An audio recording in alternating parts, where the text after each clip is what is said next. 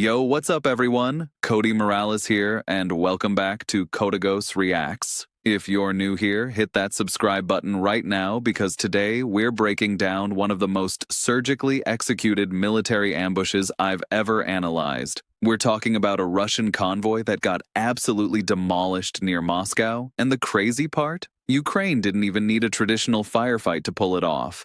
In this video, we're going deep into 7 critical phases. How the convoy moved into a trap, the surveillance network that tracked every vehicle, the electronic warfare battle that happened mid-operation, the drone strikes that shattered the formation, the special forces ground game, and the devastating aftermath that crippled Russian supply lines for days.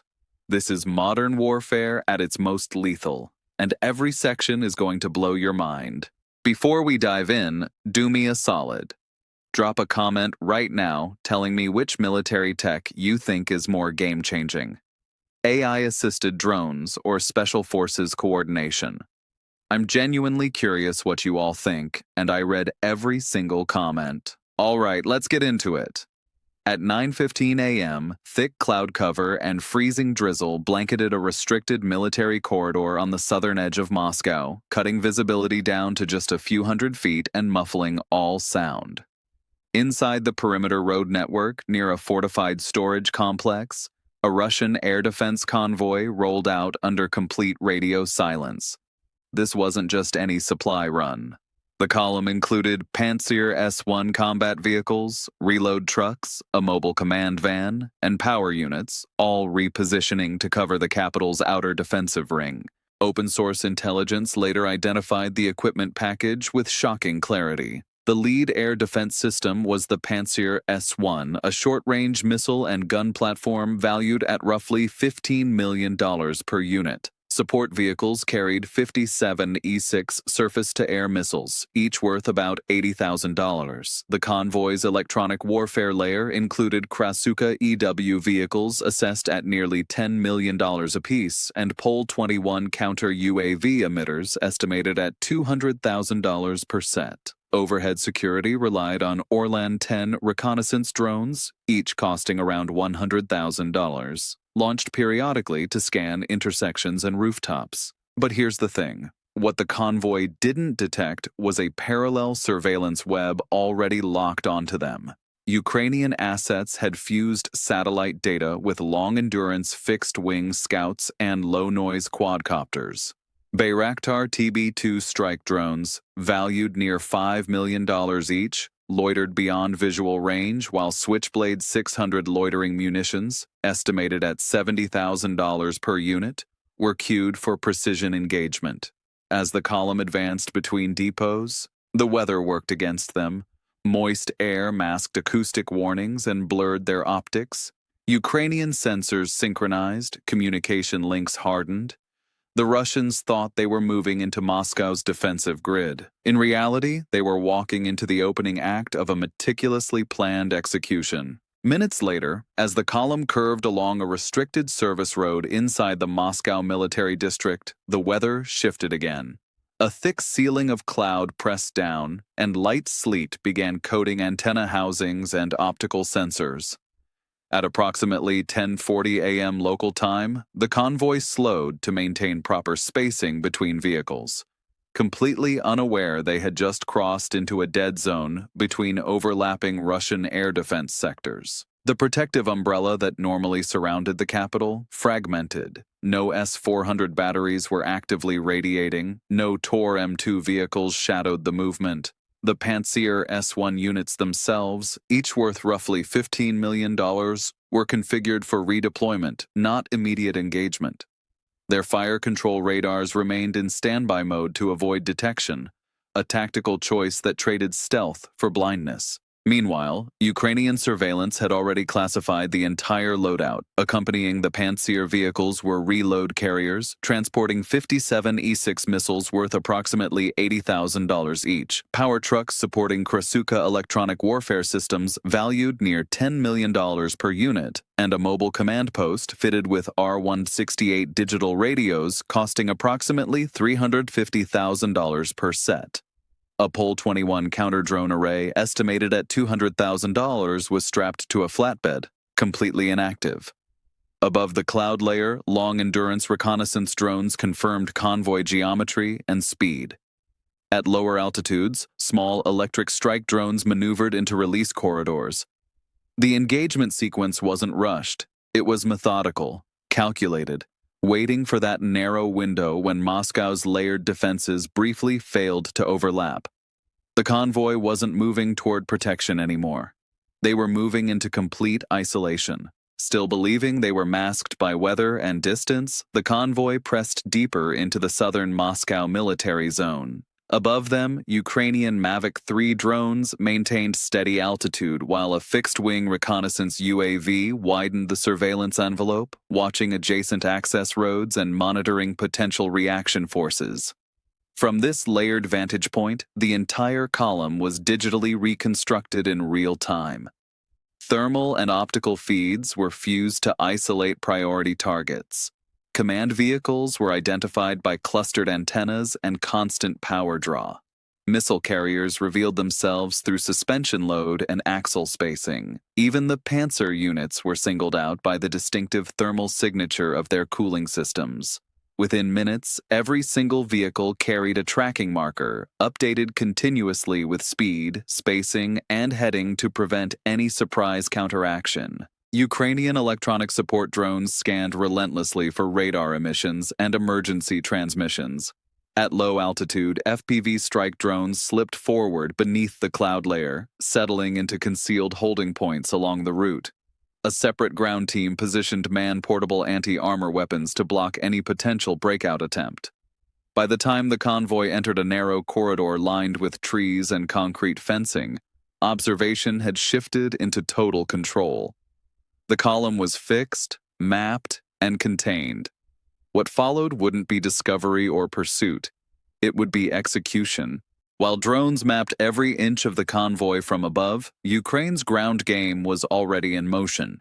Just under 1 mile west of Highway E38, concealed beneath thick pine canopy and overgrown underbrush, Special Forces teams from the 225th Separate Assault Battalion had been in position since before dawn. The terrain was perfect, damp, uneven, and cluttered with brush, providing natural cover and sound suppression.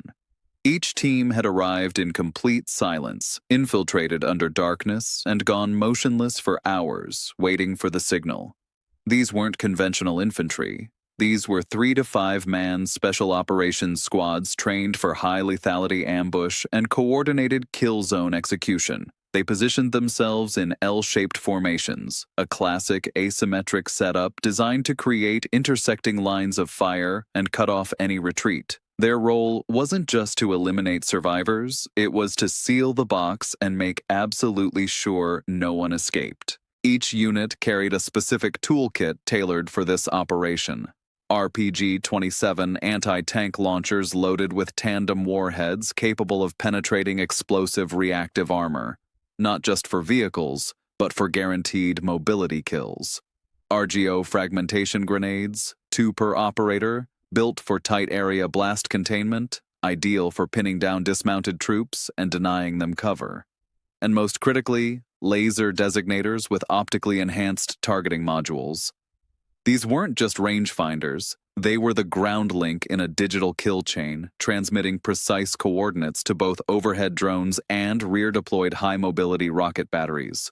Each Special Forces squad was tethered to the aerial command net, receiving drone feedback and confirming target identification in real time. Their mission: ensure no Russian asset, vehicle, or human made it past the kill zone. No direct engagement unless absolutely necessary. Suppress, guide, and finalize. As the convoy crept closer and the drones continued their orbit, the ambush perimeter locked into place. The forest wasn't just cover. It had become a loaded spring, held back by nothing but a final command. The moment was coming. The corridor had become a trap. As Ukrainian special forces tightened their perimeter on the ground, a sudden spike of interference lit up the command monitors at the rear fire control station.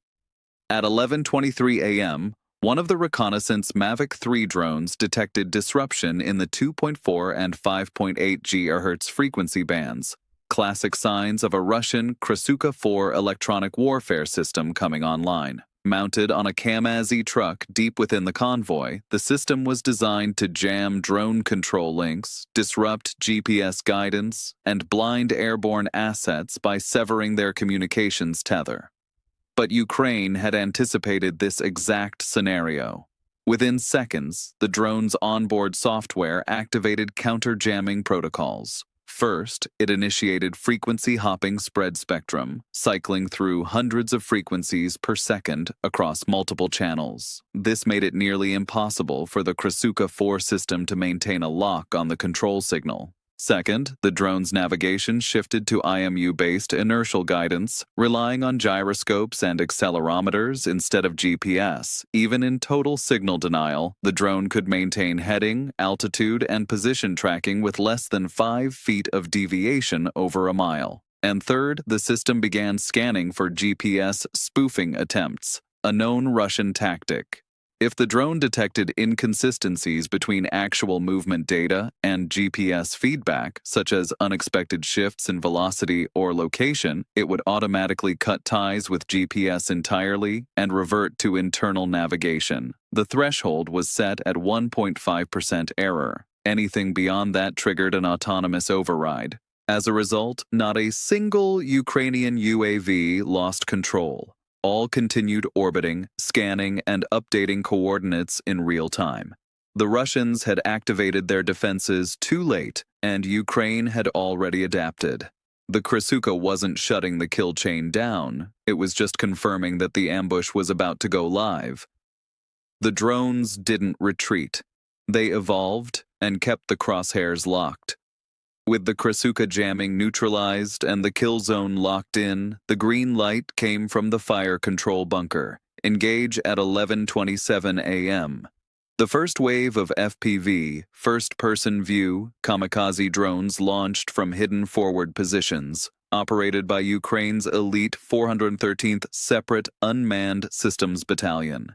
These weren't reconnaissance tools. They were single-use precision weapons built for speed, stability, and destruction. Each drone was equipped with a shaped charge warhead, custom firmware, and AI-assisted targeting algorithms designed to identify weak points on moving vehicles. The first drone locked onto the lead Ural transport truck, a double-cabin vehicle with thermal shielding. From nearly half a mile out, it dove at a 37-degree angle, reaching 90 mph, and punched through the hood seam with a 6-pound shaped charge, turning the engine block into molten debris.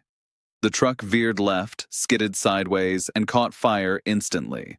Seconds later, the second drone found its mark, a Kamaz fuel tanker carrying 1,900 gallons of diesel. It struck directly beneath the reservoir's belly, igniting the tank in a fireball that stretched over 40 feet high. The explosion rattled windows a quarter-mile away and tore the entire rear section from the vehicle. The third drone honed in on the command vehicle, easily recognized by its external communications mast. It hit the right side door, the commander's usual seat, with pinpoint precision. The cabin erupted in flames, and the antenna snapped clean. Within seconds, the convoy's ability to coordinate was severed. Simultaneously, drones 4 and 5 struck 2 trailing trucks. One slammed into a munitions carrier, detonating internally and setting off a chain of secondary blasts. The other dove under the rear axle of a logistics truck, snapping the drive shaft and immobilizing the vehicle completely. In under 60 seconds, the front, center, and rear of the Russian convoy were obliterated. The formation was no longer a convoy. It was a burning corridor of broken steel and panic, and Ukraine hadn't fired a single bullet. As flames consumed the lead trucks and Russian troops began to scatter in chaos, Ukraine's 225th Separate Assault Battalion moved into its final phase, contain and eliminate. From concealed forest positions just under a mile from the highway, the Special Forces squads remained unseen but not inactive. With the Russian formation already shattered by the drone assault, there was no need for a traditional firefight. Instead, precise and silent suppression. At 11:28 a.m. and 35 seconds, the first RPG-27 was fired from the tree line, striking the third vehicle in the column, a Ural troop transport. The tandem warhead penetrated the armor and detonated inside the cabin. Screams echoed as soldiers were blown from the bed of the truck. Immediately, RGO fragmentation grenades were lobbed across potential escape routes, designed for tight blast patterns with fragmentation radius up to 30 feet. The grenades detonated in clusters, forcing surviving Russian troops to remain pinned behind burning vehicles or dive into the open, fully exposed to UAV observation. No Ukrainian soldier revealed their position, no one crossed the road. This was asymmetrical suppression, not direct engagement. The kill zone had become a cage, and the special forces were the final pressure point, ensuring no survivors reformed or regrouped. The ambush wasn't a skirmish, it was a system, one that closed with brutal efficiency. By the time the smoke began to drift upward, the Russian convoy was finished, and the Ukrainian boots that ended it had never left cover. In less than 3 minutes, the entire Russian logistics convoy was annihilated. 11 vehicles were completely incinerated, reduced to twisted steel frames and charred axles. The remaining 3 were left crippled and immobile, their engines destroyed or wheels sheared off. Over 300 Russian troops were confirmed killed or incapacitated within a 650-foot blast radius. Not a single Ukrainian soldier was injured. No sustained firefight ever took place. Highway E38, a strategic artery for Russian supply lines into Bakhmut and Kharkiv, was rendered impassable. Recovery crews didn't arrive for hours. For the next 48 hours, artillery resupply and mechanized columns were rerouted over 45 miles, delaying frontline operations across the entire western sector. All right, everyone, that was absolutely insane. What we just walked through wasn't just a successful ambush, it was a masterclass in modern combined arms warfare. From the surveillance net that tracked every vehicle, to the electronic warfare countermeasures that kept the drones online, to the coordinated drone strikes and special forces suppression that sealed the deal, every piece of this operation was perfectly synchronized. And the result? A Russian convoy worth tens of millions of dollars, completely destroyed in under 3 minutes with 0 Ukrainian casualties. This is what 21st century warfare looks like. Layered intelligence, autonomous systems, and precision ground coordination working together as one lethal machine. The Russians never even had a chance to react. They walked into a kill zone that was months in the making, and by the time they realized what was happening, it was already over. So here's my question for you, and I really want to hear your thoughts on this. Do you think traditional convoys even have a place in modern warfare anymore? Or has drone technology just made them obsolete? Drop your answer in the comments, and let's get a real discussion going. I read everything you guys post, and honestly, some of the best insights I get come straight from this community. If you made it this far, you're a legend. Seriously, make sure you hit that like button, smash subscribe if you haven't already, and turn on notifications so you never miss a breakdown like this. We've got more deep dives coming on asymmetric tactics, UAV innovations, and the future of battlefield tech. You're not going to want to miss it. This is Cody Morales, Cotagos Reacts. Stay sharp, stay curious, and I'll catch you in the next one. Peace.